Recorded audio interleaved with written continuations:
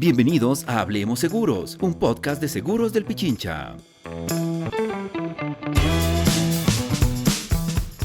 Bienvenidos a Hablemos Seguros, un podcast de seguros del Pichincha.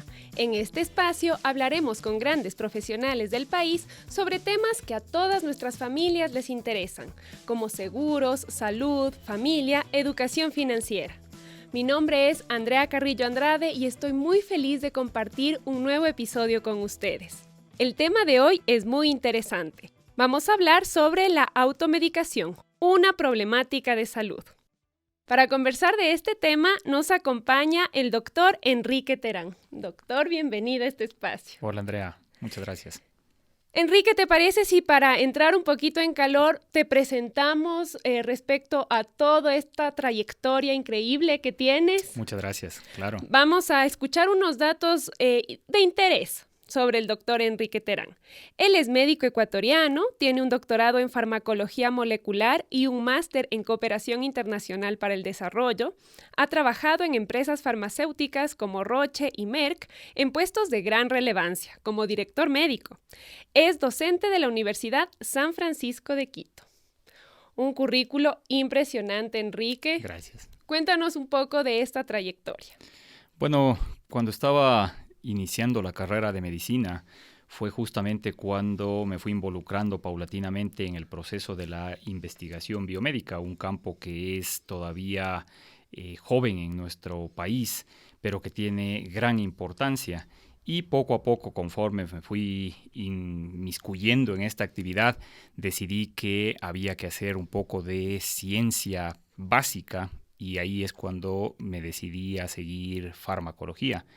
Gané una beca para ir a estudiar en Inglaterra y lo hice durante algunos años allá y creo que fui de los primeros PhDs que tuvo este país. Sí. Y PhD en farmacología. Exactamente, sí. Y durante estos últimos 25 años hemos estado en la gestión de ciencia, tecnología e investigación en el país. Me parece súper interesante, de hecho, porque farmacología debe ser una de las bases de la medicina, ¿no? Es lo que utilizamos ya para tratar nuestra enfermedad, para tratarlos. Absolutamente. La farmacología está dentro de las llamadas ciencias básicas, pero suelo decirles yo a mis estudiantes que es la única ciencia básica que no está muerta. Claro, porque anatomía ya no hay nuevos huesos, Claro. En fisiología no hay nuevos procedimientos, pero en farmacología todo el tiempo van apareciendo nuevas moléculas, nuevos fármacos que te obligan a estar permanentemente estudiando, actualizándote y mantenerte activo. Me parece un reto esto que nos comenta, porque claro, si bien sabemos que los médicos, los doctores siempre tienen que estar estudiando, mantenerse siempre al nivel, mantenerse actualizado, realmente es un desafío para cualquier profesional. Claro, además tiene una connotación adicional que es la peligrosidad que involucran los medicamentos. Casi todos los que somos usuarios de medicamentos tendemos a pensar siempre en la parte buena, para qué sirven los medicamentos, pero los médicos tienen que saber también qué problemas pueden producir para tener un balance adecuado entre lo que nosotros llamamos beneficio versus riesgo. De acuerdo. Creo que esto es justo lo más importante para este tema que vamos a discutir hoy, que es esto de la automedicación. Exactamente. ¿Sí? Vayamos al principio de todo. Si un día nos levantamos enfermos, ¿qué debemos hacer? Bueno, la pregunta es más que lógica porque nos ha pasado a todos. Uh-huh. Uno, ¿qué es lo que quiere? Recuperarse. Uno lo que quiere es sentirse bien, uno lo que quiere es que desaparezca ese malestar. Y ahí es donde viene la tentación quizás de tratar de buscar una herramienta por cuenta propia. En países como el nuestro, desafortunadamente, la automedicación, el consumo de medicamentos sin que exista un profesional por detrás, es sumamente frecuente. Y eso es una mala práctica, es una mala costumbre, un mal hábito que hay que tratar de ir erradicando. ¿Qué es lo que uno debería hacer cuando está ese malestar inicial apareciendo? Concurrir a una consulta médica. Es lo que debería hacerse por una razón muy sencilla. Mientras más pronto yo acudo al médico, más posibilidades tiene de poder encontrar una solución al problema que tengo y evitar que se complique, que progrese y que luego sea más dificultoso el manejo. Entiendo, pero sucede con las enfermedades que un día aparecen, ¿no? No habíamos pensado, no nos estábamos sintiendo mal, simplemente una mañana nos levantamos, pero estamos enfermos. Entonces eso significa que tenemos que cumplir con un montón de compromisos, que nuestro día ya estaba agendado y no tenemos tiempo para ir al médico. O no creemos necesitar todavía ir al médico. ¿Cuál sería la recomendación ahí? Bueno, yo pensaría que más que no tener tiempo es lo segundo. Casi siempre tendemos a creer que no necesitamos Es verdad. ir al médico, porque Me delaté. exactamente, es que es parte de la naturaleza humana la negación. Ya. Entonces, tú amaneces con malestar y yo enfermarme no puede ser. Si yo soy sano, Claro. soy joven, atlético, tengo una vida buena, no puedo estar enfermo. Ya se me ha de pasar. Y claro, uno deja que el proceso avance, que el proceso prosiga, en lugar de tratar de buscar una remediación temprana. Entonces, es parte justamente de la educación que nosotros tenemos que transmitir, que es mejor siempre prevenir antes que curar. Y eso, desafortunadamente, en nuestro sistema de salud está equivocado. Tenemos un sistema muy curativo. Imagínate que cuando un paciente o un individuo va al médico para hacerse un chequeo y el médico le dice, le felicito, usted está sano, no necesita tomar nada, el paciente se enoja. Entonces, ¿para qué vine? Claro, perdí el tiempo. Claro, o sea, gasté el dinero de gana. ¿Cómo no me va a dar algo? Y es esa costumbre que nos hemos adquirido nosotros de que siempre tiene que haber un medicamento de por medio, que siempre tiene que haber una receta, una prescripción, cuando lo mejor que a uno le podrían decir es, no necesita nada, usted Claro. está sano. Entonces, claro, ese vínculo entre salud y enfermedad se ha tergiversado en el punto de o yo estoy bien enfermo o estoy completamente sano. Pero no queremos aceptar que hay un punto intermedio en el que uno puede estar camino a enfermarse y que por lo tanto tiene que identificar tempranamente eso. Entiendo. Cuando empezamos a hablar de esto de la automedicación, me decías, es que en Ecuador los ecuatorianos somos así. ¿Cuál es esta cultura ecuatoriana con respecto a la salud y la automedicación? Nosotros tenemos aquí una deficiencia sumamente grande de normativa.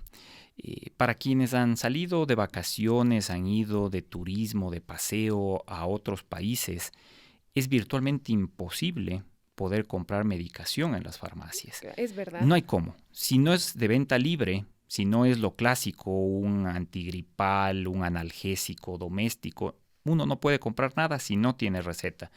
Y es penado por la ley que las farmacias vendan sin receta. En nuestro país la ley también existe, pero parecería que es de adorno. Entonces uno ve que en las farmacias se vende absolutamente todo sin ningún tipo de restricción alguna, sin receta por detrás. Es más, ni siquiera cuando uno va con la receta, tiene la farmacia la precaución de retener la receta. Claro. Le devuelven a uno, lo cual es ilógico y va en contra de la norma. ¿Por qué razón? Porque si yo me quedo con la receta, yo puedo ir y comprar y comprar. Claro. Entonces, esa cultura que se ha generado en el Ecuador ha hecho que sea más fácil. Yo me siento mal y digo, ay, me voy a ir al médico, me ha de cobrar la consulta y está lejos y pierdo tiempo y seguramente me ha de mandar lo mismo que me dan en la farmacia. Entonces mejor me voy a la farmacia. Claro. Y muchos de los que concurrimos a la farmacia nos olvidamos también de un segundo problema. Aquí las farmacias, en la gran mayoría de los casos, no son atendidas por profesionales. Ah, yo pensé que era normativa que sea atendida por un profesional. Imagínate tú que lastimosamente las farmacias no tienen que ser atendidas por un químico farmacéutico, que es un profesional Claro. que sabe de medicamentos. No sabe de medicina, pero sabe de medicamentos. Ahora son atendidas por un dependiente, un señor de la farmacia, una persona que le dan algún grado de entrenamiento, pero para vender. Y claro, nosotros vamos y le decimos, ¿sabe qué? Me duele aquí, estoy acá. ¿Y quién es el que nos recomienda? esta persona que no tiene quizás la formación, Claro. no tiene la experiencia, pero que lo que le interesa es que sí, tú te vayas comprando algo, Exactamente. que no te vayas con El las manos... entrenamiento en venta, pero Claro, que no te en vayas con las diseño. manos vacías, algo tienes que llevarte. Y entonces ahí es donde tenemos nosotros, por eso, esa situación muy particular. Ni siquiera en Latinoamérica sucede en todos los países. Somos pocos los que tenemos esa debilidad regulatoria que hace que sea tan fácil el acceso a los medicamentos. Una segunda mala costumbre que tenemos los ecuatorianos, y te vas a reír, y muchos de A los que ver. nos escuchan van a sentirse en el botiquín de la casa. Ah, sí. Infaltable, infaltable. Sí. No hay casa en la que no existe un botiquín. Y tú abres y eso es un pantano. Claro, y expirado. Es el resto de todo lo que no se ha tomado la gente, ¿no? Claro. Y claro, somos expertos para ponerle un papelito, esto sirve para esto sirve para lo otro. Y uno se pregunta y dice, ¿y quién dice que otra persona puede tomar lo mismo que yo tomé? Claro. Ah, es que a mí me funcionó. Claro, pero cada organismo es diferente. Entonces, eso es un peligro. Ya no hay fecha de expiración, ya no sabemos Claro, cuándo se solo compró. cortamos la pastillita y la dejamos. Ahí quedan almacenadas. Entonces, una de las recomendaciones que podemos hacer iniciales es bote todo lo que tenga en su casa. En la casa lo único que tiene que haber en ese botiquín es alcohol, algodón, unas curitas y quizás un analgésico doméstico para el dolor, para la fiebre, pero nada más. Todo medicamento que sobra tiene que dispensarse en la basura, tiene que botarse. Almacenar medicamentos es un hábito pésimo y un peligro, porque ¿qué tal si tenemos un abuelito en la casa que ya está perdiendo la memoria o que no ve bien, va al botiquín, se equivoca y se toma lo que no era? Claro. ¿Qué tal si tenemos un niño en la casa que por travesura va y dice, oh, qué bonito, me voy a comer la Y rojita, encima la las blanquita? pastillas Claro, que ahora son muy bonitas. vistosas. De colores. Entonces, ¿para qué tener ese riesgo? Hay que eliminarlo. Entonces, por esas dos cuestiones, digo, en el Ecuador es un problema muy, muy propio de nosotros. Y no es que no se pueda corregir, porque toda la gente, de nuevo, cuando sale de viaje o algo, no compra nada, porque sabe que no le pueden vender. Pero aquí Claro. abusamos de ese proceso. O muchas veces antes de viajar, pues paso por la farmacia para comprar los medicamentos en el país. Claro, voy yo llevando. Justo me hablabas del botiquín de la casa, ¿no? Y a mí me pasa mucho que si es que yo me levanto enferma, digo, mami, ¿qué me tomo? Papi, ¿qué me tomo? ¿No es cierto? Pero obviamente papás, mamás no son doctores, solo tienen como la experiencia de... Por eso preguntaba yo, ¿qué hacemos si nos levantamos enfermos? Porque me parece que esto de la automedicación empieza muchas veces en el hogar. O sea, ya es casi siempre, generacional. Casi siempre. Y bueno, y ahora, papá, mamá al menos tienen un cierto criterio de protección, de cuidarte y decir, bueno, ya te tomaste 2 y no te pasó, vamos al médico. Ahora tenemos algo peor, que es Internet. Entonces ahora es, claro, el doctor Google soluciona todos los problemas. Y entonces me duele esto, híjole, voy a buscar qué me tomaré. Y claro, es tan fácil ahora sacar información no filtrada que lo que yo leo, voy, pido en la farmacia y como me venden sin receta, me compro tranquilamente y puedo tener un problema serio de salud. Y en Ecuador, ¿cuáles son estos medicamentos que más consumimos, pero de manera automedicada?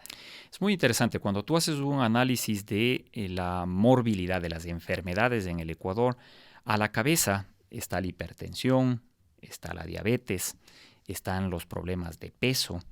Sin embargo, esos no son los productos más vendidos. ¿Cuáles son los productos de mayor consumo?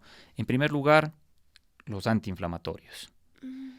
¿Por qué? Porque la gente... ¿Qué se los utiliza para cuando sienten un dolor? Claro, porque me duele la pierna o hice mucho ejercicio o me duele la cabeza o me duele los brazos, cualquier cosa, voy y compro eso.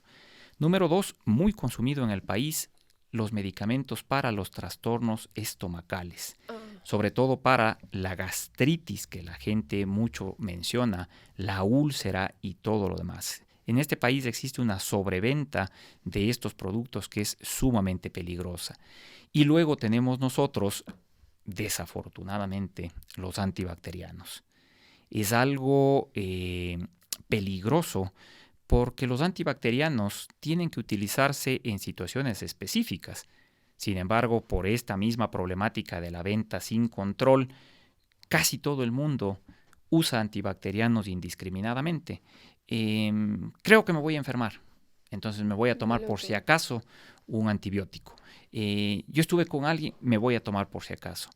Y desafortunadamente eso genera una problemática muy grande, que es la resistencia bacteriana. La Organización Mundial de la Salud ha determinado que ese es uno de los problemas latentes que nos va a quedar, por ejemplo, después de la pandemia, por el sobreuso de antibacterianos. Estos antibióticos, ¿por qué es tan peligroso consumirlos sin estricta vigilancia médica?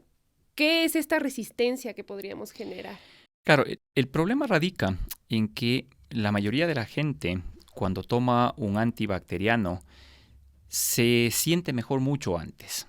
El médico te manda a tomar 7, 10 días, pero tú tomas al segundo, al tercer día y ya te sientes bien y ya me curé. Claro. Dejo de tomar. Eso hace que las bacterias no se hayan muerto por completo y quedaron bacterias en el organismo que estuvieron expuestas al antibacteriano. Esas bacterias a ti ya no te van a hacer nada, pero tú transmites esas bacterias a otra persona y ahí comienza el problema, porque la persona que recibe esas bacterias recibe bacterias modificadas. Claro, más fuertes. Más fuertes, que ya no se mueren frente a ese antibacteriano. Y ese es el dolor de cabeza para nosotros, porque tú concurres al médico y el médico te da el antibacteriano pensando en que la infección es normal, pero resulta que ya son bacterias modificadas y entonces ahí tenemos que empezar a cambiar, a subir la complejidad y demás. La segunda problemática es que la gente se toma sin ningún tipo de prescripción médica. Claro. Entonces, claro, la gente dice, me duele la garganta o estoy con tos, estoy mal del estómago, me voy a ir a comprar algo. Va a la farmacia y, como decíamos, como hay personal que no es calificado, lo primero que se le ocurre darle es un antibacteriano, sin que haya necesitado. Y entonces esa persona se toma y sus bacterias propias del organismo hacen lo mismo. Aprenden a defenderse del antibacteriano y se modifican. Entonces, por eso hay que hacer mucho énfasis en que dentro de los grupos este es el que más control debe tener y es donde nosotros tenemos que evitar el uso sin una prescripción por detrás. Yo entiendo que hay mucha desinformación, ¿no?, en el campo de la medicina, porque lo mismo ocurría en plena pandemia de COVID, que la gente se empezó a tomar antibióticos pese a las recomendaciones de médicos que salían en la televisión y nos decían, por favor, esto no lo traten de esta manera, pero no entendíamos. ¿Por qué pasa esto? Bueno, pasa fundamentalmente porque hay acceso. Hay disponibilidad. Claro. Si tú hicieras el ejercicio completo, fueras a la farmacia y te dijeran, ¿sabe qué? Sin receta no le vendemos, uno se frustraría, se moriría de las iras, pero tendría que ir al médico. Y aprendería, Y ¿no? el médico le diría, mire, usted no necesita. Y entonces uno iría aprendiendo poco a poco y diría, qué interesante, o sea que estaba haciendo mal. Y quizás iríamos cambiando la cultura. Pero mientras existe ese libre acceso, vamos a tener una batalla muy complicada, muy difícil, porque la gente consigue lo que quiere. Y sacamos a veces unas reflexiones que son equivocadas por completo, pero que nos autosatisfacen, porque la gente dice, a mí sí me hizo bien. Comprendo. A mí sí me funcionó. Y claro, uno dice, o sea que el médico se pasó años en la universidad de Ghana. Claro. Si ha sido cuestión solo de probar y decir me funciona, no me funciona. Entonces tenemos que tratar por eso de hacer una concientización general. Nosotros en casa cuando conocemos, porque siempre tenemos la tía, el primo, el amigo que le gusta automedicarse, tenemos que hacer el efecto solidario de decirle estás haciendo equivocadamente. Eso no es bueno, eso es peligroso, para que vayamos generando esa conciencia de los riesgos involucrados. Comprendo, pero también pienso que esto de la automedicación muchas veces corresponde a otras variables, ¿no? Por ejemplo, los adolescentes que se automedican porque no quieren que los papás se enteren de lo que están haciendo o de lo que está pasando. Las chicas, por ejemplo, que entre amigas dicen las píldoras anticonceptivas, por ejemplo. Esta es la que a mí me recetaron, tómatela tú. Y también está ocurriendo eso. Y claro, como son jóvenes, no tienen dinero para gastar en doctores, no quieren que sus padres se enteren. Entonces yo creo que también sería muy valioso si es que desde este punto de vista experto nos recomiendas qué decirles a estas niñas, jóvenes y niños. Son buenos ejemplos. Topas un tema muy interesante. Los humanos aprendemos la gran mayoría de las cosas por replicación.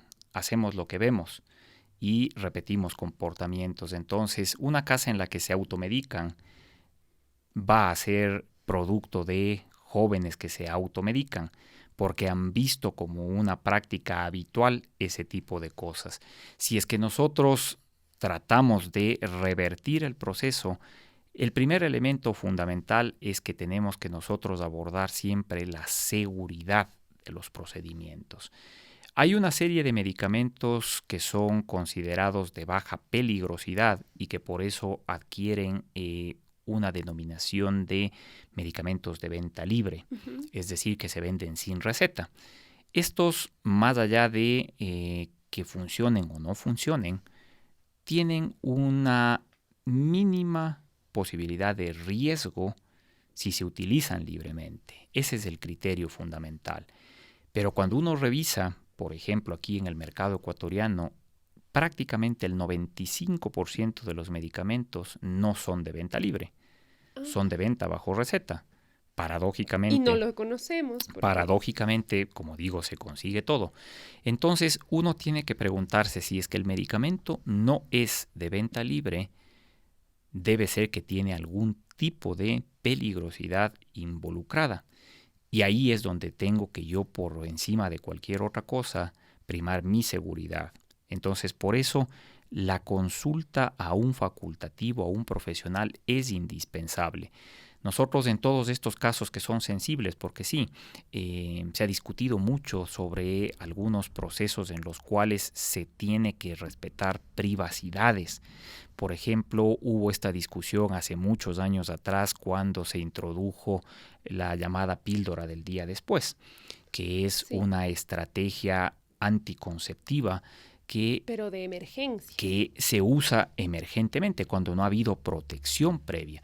Y entonces uno dice, es que yo no voy a ir al médico porque si soy menor de edad, el médico no me va a atender si no voy con mi mamá. Y ahora, como le digo a mi mamá, es que lo que me pasó es un accidente. Claro. Y ahora necesito una píldora. Entonces, ese tipo de cosas hace que nosotros simplifiquemos los procesos. Si tú vas, por ejemplo, a cualquier centro de salud y pides la píldora del día después, se entrega sin ningún tipo de pregunta.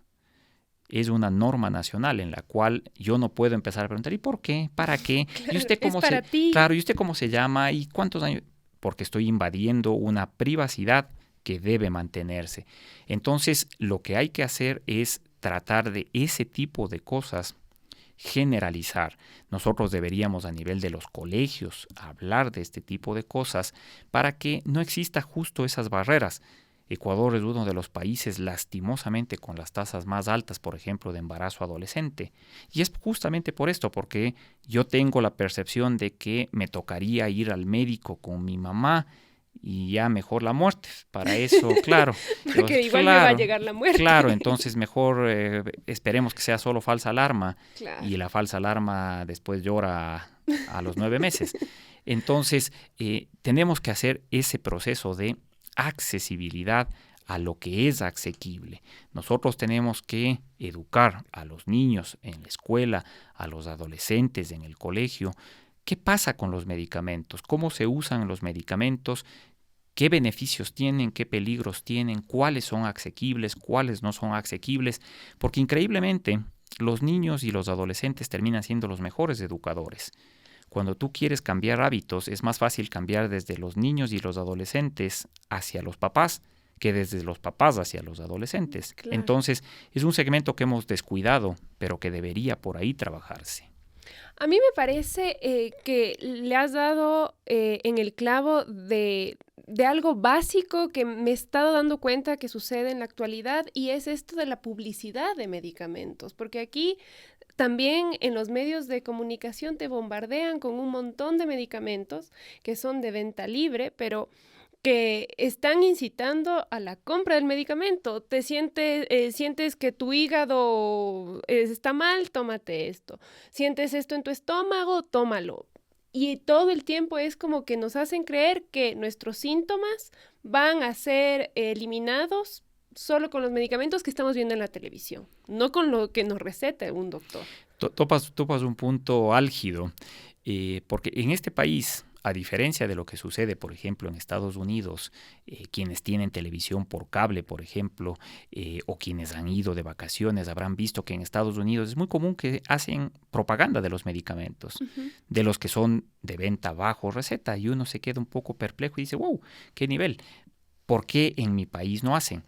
Aquí existe una norma, una ley que prohíbe la promoción de los medicamentos públicamente. La lógica por detrás es justo evitar la automedicación, porque si sale una propaganda en la que dice si usted tiene alergia, le pica la nariz, Sí. Tome tal cosa. Claro, y para niños. Yo me voy a la farmacia y compro eso, ¿no? Claro. En Estados Unidos, como decía, no hay problema, porque yo voy y digo, quiero eso. ¿Sabe No. qué? Vaya a ser Receta. médico y que le dé la receta. Al médico dígale, deme eso, y él le dirá sí, no, por cualquier razón.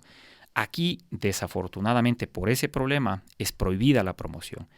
Pero estamos inundados en radio, en televisión, de propagandas de productos que, en teoría, no son medicamento, porque no están registrados como medicamento. Y entonces, claro, ahí queda uno en sorpresa, ¿no? Y dice, Claro. pero si dicen, esto le va a curar. Y venden las farmacias. Exactamente. ¿Cómo? Entonces eso se llama publicidad engañosa.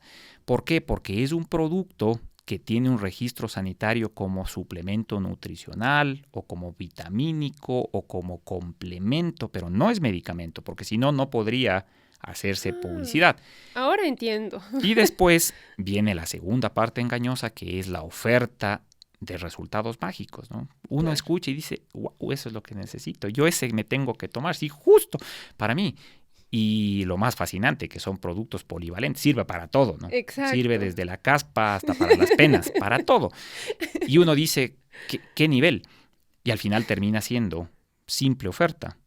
Simple oferta. Entonces, nosotros en eso hemos insistido múltiples veces con la autoridad sanitaria, sin resultados lastimosamente, pero no debería suceder, porque están induciendo engañosamente a que la gente compre una promesa que no se va a poder cumplir, Claro. desafortunadamente. También ahora hay este nuevo concepto que se llama automedicación responsable. Es decir, ya no lo vemos, este concepto parecería no tan negativo como solo automedicación, que sí, ya hemos hablado muchísimo de las consecuencias que puede tener, pero ¿qué es esto de la automedicación responsable?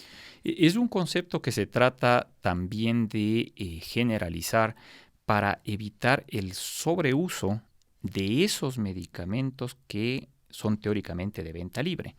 Porque si tú estás necesitando tomar algo de manera permanente, significa que hay algún problema por detrás.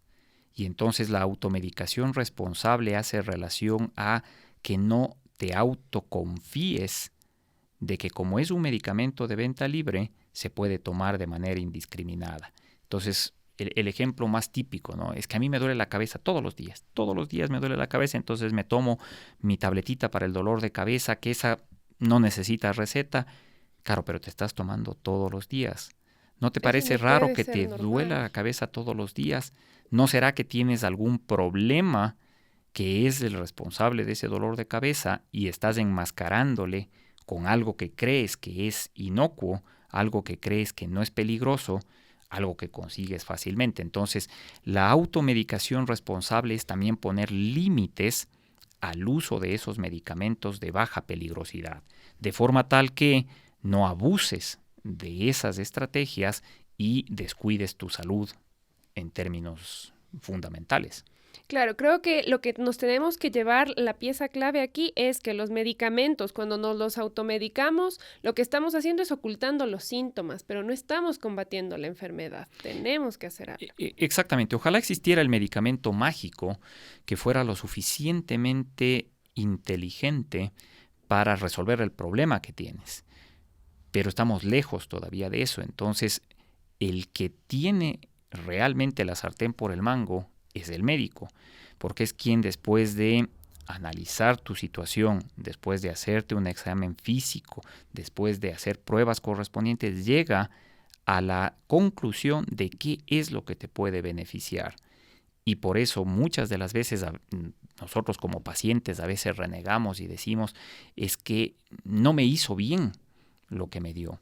Quizás es porque es necesario recurrir a diferentes estrategias. Y a veces los médicos también tenemos no siempre el tiempo para poder sentarnos con el paciente y explicarle y decirle, mire, esto es lo que vamos a ir trabajando con usted. Tal cual hace, por ejemplo, un arquitecto. Cuando vas a construir tú algo, el arquitecto te dice, mire, estas son las etapas, aquí está el plano y vamos a hacer esto. Y claro, uno ya mentalmente dice, esto va a ser un periodo largo y son diferentes etapas. En salud, nosotros queremos curarnos al día siguiente. Claro. Uno reniega del tratamiento. El médico te da el tratamiento y dices, pero no me hizo nada. Pero si recién se toma. Sí, pero no me hizo nada. Somos muy impacientes. No hay milagros, no hay milagros. Entonces hay que ser a veces también consecuente en que reparar el cuerpo necesita también de cierta paciencia. Comprendo. Y ahora para los que somos mal llevados, para los que a pesar de que hemos escuchado todo esto, seguimos con nuestro botiquín intacto al lado. Escuchamos, pero nuestro botiquín nadie nos No me lo toca a nadie, no me toca a nadie. ¿Cuáles son las consecuencias de automedicarnos? Para que se nos graben y decidamos hacer cambios importantes en nuestros hábitos. La primera de las preocupaciones es siempre peligrosidad, daño, porque nadie puede garantizar que un medicamento que no fue recetado para mí y que fue recetado para otra persona, a mí me vaya a sentar bien. Entonces uno puede decir, sí, pero ¿y qué es lo peor? Que no me haga nada. Ojalá, eso sería lo menos peligroso. Pero ¿qué tal si ese medicamento a mí me causa daño? Un ejemplo típico. Cuando yo decía uno de los agentes más vendidos en el país son los antiinflamatorios. La gente cree que los antiinflamatorios son absolutamente nobles, que no tienen problemas. Pero los antiinflamatorios son, por ejemplo, la primera causa de daño renal, de insuficiencia renal. Porque si tú, por ejemplo, tienes deshidratación, si has perdido líquido y tomas un antiinflamatorio, hay una alta posibilidad de que se tape el riñón, se dañe y desarrolles insuficiencia renal. Así de sencillo. Y uno dice, pero si ese he tomado todo el tiempo. Claro, qué suerte que he tomado todo el tiempo y no me ha pasado nada. Nosotros tenemos que por eso entender que la peligrosidad de los medicamentos es el primer elemento que debe ahuyentar la automedicación. El segundo es que nosotros cometamos una equivocación por omisión.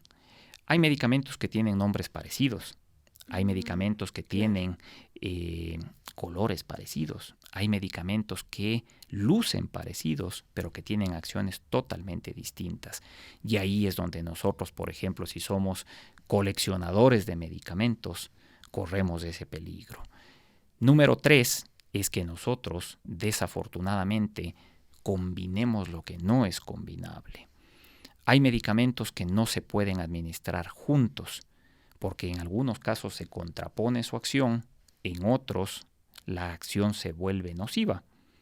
Entonces, eso es sumamente importante. Por eso todos quienes nos escuchan, quienes nos acompañan, si usted está tomando medicación de base, porque su médico le ha dado un tratamiento, porque usted es hipertenso, usted es diabético, usted tiene alguna enfermedad como artritis, usted tiene un problema permanente, usted no puede tomar por cuenta propia cualquier otra cosa, porque puede causarle daño al tratamiento que está tomando o a usted mismo. Entonces tiene que recurrir al médico, tiene que darle una llamada a su médico y decirle, ¿qué puedo tomar? ¿Qué puedo hacer? Son principios fundamentales con los que nosotros tratamos de ahuyentar esa automedicación. Una última recomendación para esta gente que nos está escuchando. Yo creo que la más importante es que no dejemos a la suerte la salud de cada uno. Hay que dejarle a los profesionales. Tenemos que recurrir al personal calificado, a su médico de confianza, al médico que usted pueda encontrar disponible para que sea él quien evalúe cuál es su situación real, cuál es el medicamento que a usted le va a sentar bien, cumplir las indicaciones del médico y no correr riesgos automedicándose. Me encantó conversar contigo, me fascinó hablar de esto de la normativa, entender mucho mejor el contexto ecuatoriano, al reto que nos enfrentamos también.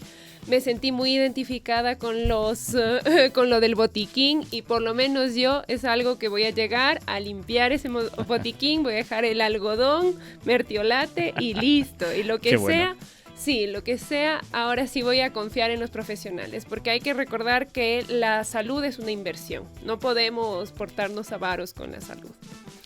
Muchísimas gracias, doctor. Con todo gusto. Muchísimas gracias a todos los que nos escuchan. Esto es Hablemos Seguros, un podcast de Seguros del Pichincha. Conmigo será hasta la próxima. Esto fue Hablemos Seguros, un podcast de Seguros del Pichincha.